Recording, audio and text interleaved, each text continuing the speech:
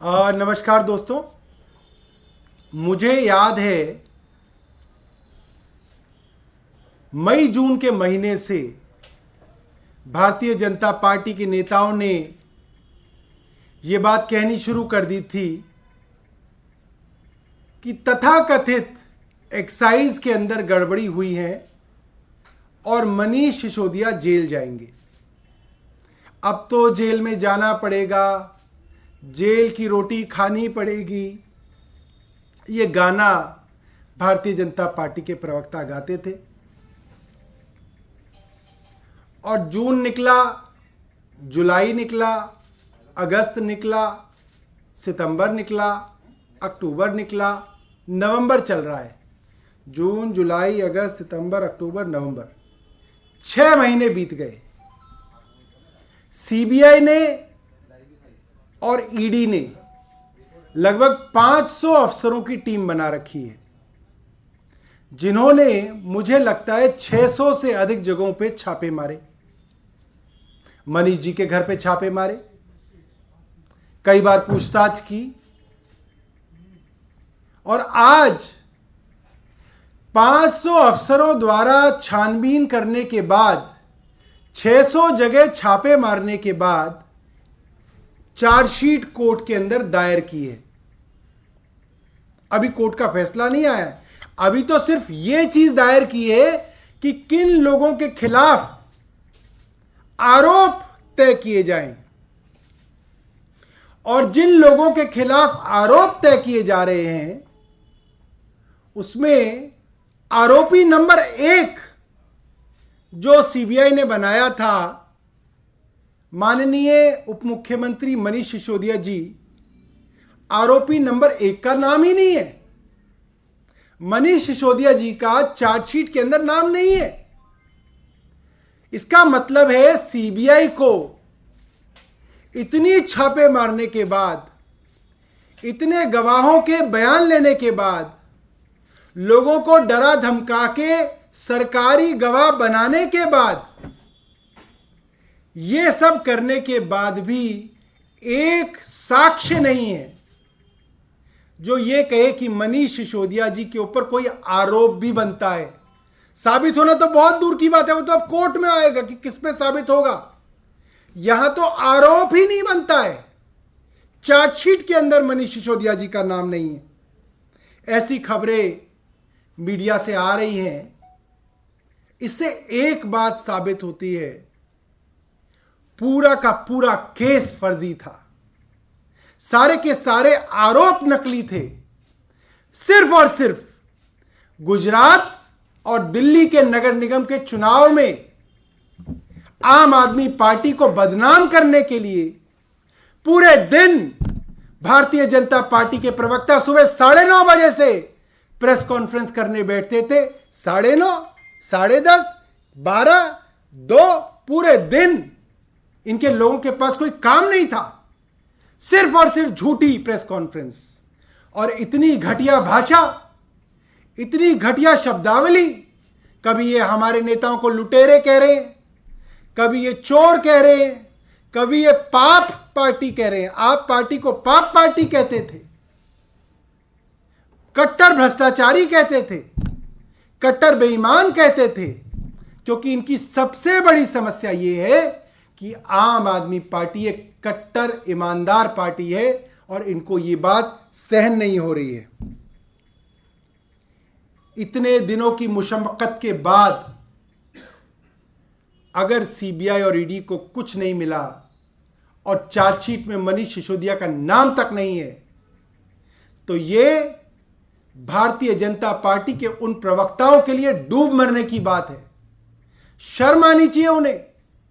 जिन नेताओं की पूजा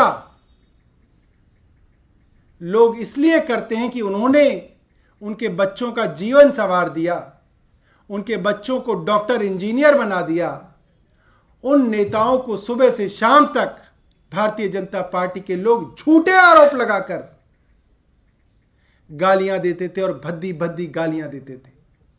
मैं ये समझता हूं भारतीय जनता पार्टी और प्रधानमंत्री जी को पूरे देश के लोगों से दिल्ली के छोटे छोटे बच्चों से और उनके अभिभावकों से माफी मांगनी चाहिए कि उन्होंने दिल्ली के अंदर पिछले 6 महीने में इतना दूषित माहौल बनाया, इतनी जहरीली राजनीति की, सुबह से शाम तक सिर्फ और सिर्फ नेगेटिविटी, नकारात्मकता इन्होंने फैलाई।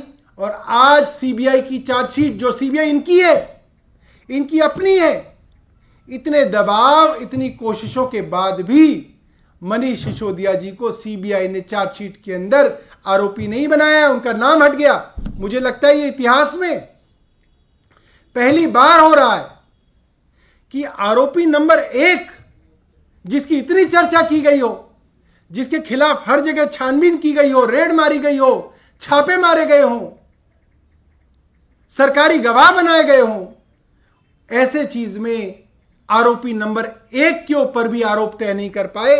इनकी चार्जशीट भी मनीष सिसोदिया जी के नाम लेने से कतरा रही है। यह एक बहुत बड़ी सच्चाई की जीत है। दिल्ली के, देश के ईमानदार लोगों की जीत है। सत्यमेव जयते। धन्यवाद। आपके पास कोई प्रश्न हो तो आप पूछ सकते हैं। लेकिन लगातार सवाल उठाए गए थे, पूरी पॉलिसी पर सवाल उठाए गए थे। मनीष सिसोदिया को समन भी भेजा गया था, उनसे कई घंटे पूछताछ भी की गई थी। तो आपको क्या लगता है कि बिल्कुल क्लीन चिट के तौर पे से देख रहे हैं? इससे बड़ी क्लीन चिट तो हो ही नहीं सकती कि आपने, देखिए, वो स्टेज भी होती है जब सीबीआई किसी को चार्जशीट में नाम डाल दे और जज साहब कह दें कि नहीं, इसके ऊपर आरोप नहीं बनते, मैं इनको यहीं से डिस्चार्ज करता हूं। वो तो दूसरी स्टेज होती है। ये तो उस स्टेज से पहले प्रोसिक्यूशन जिसके अंदर आरोप तय करता है, प्रोसिक्यूशन जिसके अंदर जो इन्वेस्टिगेटिंग एजेंसी है, वो 10,000 पन्नों की चार्जशीट दे रही है। कोई 2-4 पन्नों की चार्जशीट नहीं है, 10,000 पन्नों की चार्जशीट है। उसमें इनके पास सरकारी गवाह है, जिसको इन्होंने कहा कि मनीष सिसोदिया का तथाकथित करीबी है, वो इनका सरकारी गवाह है। और वो सरकारी गवाह भी ये बात नहीं कह रहा कि मनीष सिसोदिया जी ने कोई भ्रष्टाचार किया है। ये बहुत बड़ी जीत है। मुझे लगता है कि इस तरीके से मनीष सिसोदिया जी को जो एक क्लीन चिट मिली है, इतिहास में ऐसा कभी नहीं हुआ कि इतने बड़े मामले के अंदर इतनी बुरी हार केंद्र सरकार की कभी हुई हो। क्या आपको लगता है ईडी का भी जो केस है, क्योंकि एफआईआर एक थी, सीबीआई के ही एफआईआर के तहत ईडी भी इन्वेस्टिगेशन कर रही थी अभी तक, तो वहां पे भी इस तरह का कुछ डेवलपमेंट हो सकता है? देखिए, ईडी की जो इन्वेस्टिगेशन होती है वो prevention of money laundering act के अंदर होती है, पीएमएलए। और पीएमएलए में अपने आप में कोई ऑफेंस नहीं होता। किसी और धारा में, किसी और सेक्शन में या किसी और एक्ट में जो ऑफेंस होता है, उसका सेकेंडरी ऑफेंस, उस पर डिपेंडेंट ऑफेंस जो है वो ईडी में बनता है। उसके लिए ईडी के अंदर किसी ऑफेंस को बनाने के लिए एक प्रेडिकेट ऑफेंस होना जरूरी है। यानी कि सीबीआई के अंदर उनके खिलाफ कोई चीज होनी चाहिए जिसके अंदर ईडी फिर मनी लॉन्ड्रिंग का एंगल ढूंढती है। यहां प्रेडिकेट ऑफेंस के अंदर ही केस गिर गया और मनीष सिसोदिया जी के खिलाफ कोई चार्ज दाखिल नहीं हुआ। तो ऐसी स्थिति में ईडी के लिए यह पूरी तरीके से गैर संवैधानिक होगा, गैर कानूनी होगा, अगर वो मनीष सिसोदिया जी को इसमें इन्वेस्टिगेट करते हैं। धन्यवाद।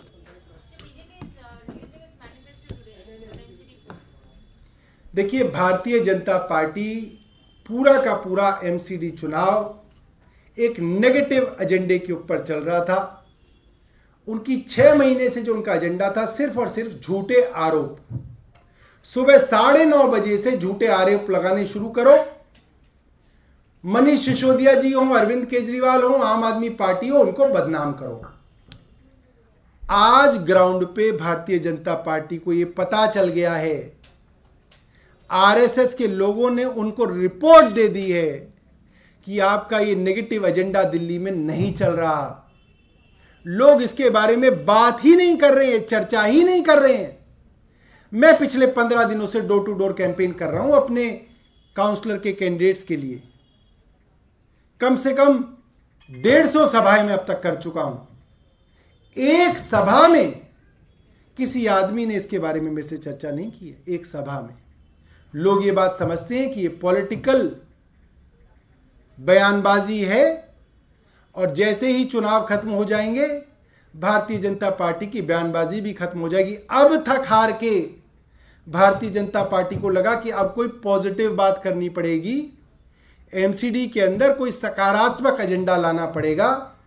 इसीलिए अपने पुराने 2017 के एजेंडे को, क्योंकि समय नहीं है अब, इसीलिए 2017 के एजेंडे को ही ऊपर नीचे करके उसके अंदर सेंटेंसेस को, वाक्यों को आगे पीछे करके उसी एजेंडे को रीपैकेज करके लेके आएंगे। मेरे को पूरी इसकी जानकारी है। वही 2017 का एजेंडा आप देखिएगा, आपको दोबारा 2022 के अंदर भारतीय जनता पार्टी का नाम होगा, मगर नाम बदल जाएगा। कभी ये विश्वास पत्र बोलते हैं, कभी उसको ये संकल्प पत्र बोलते हैं, कभी इसको ये शपथ पत्र बोलते हैं, मगर है वो बेसिकली एक झूठ का पुलिंदा जिससे कोई उनका लेना देना नहीं। सौरभ जी, एलजी की सिफारिश पे कार्रवाई हुई थी और एलजी किस तरह से कार्रवाई कर रहे हैं वो हमेशा से आम आदमी पार्टी संदेह में रखती आई है। चार्जशीट में नाम ना होना क्या उनको भी सीधा संदेश है कि तैयारी के साथ आरोप नहीं लगाएगी? देखिए, एलजी अपने आप में कोई शख्सियत नहीं है। वे तो वही करेंगे जो उनको केंद्र सरकार कहेगी, और वो कोई खास ब्यूरोक्रेसी का उनका एक्सपीरियंस नहीं है, कोई पब्लिक लाइफ का उनका एक्सपीरियंस नहीं है। तो उनको तो जो ऊपर से कहा जाता है वो करते हैं। और मुझे लगता है कि पूरी की पूरी स्ट्रैटेजी जो है भारतीय जनता पार्टी की यहाँ पे फेल हो गई।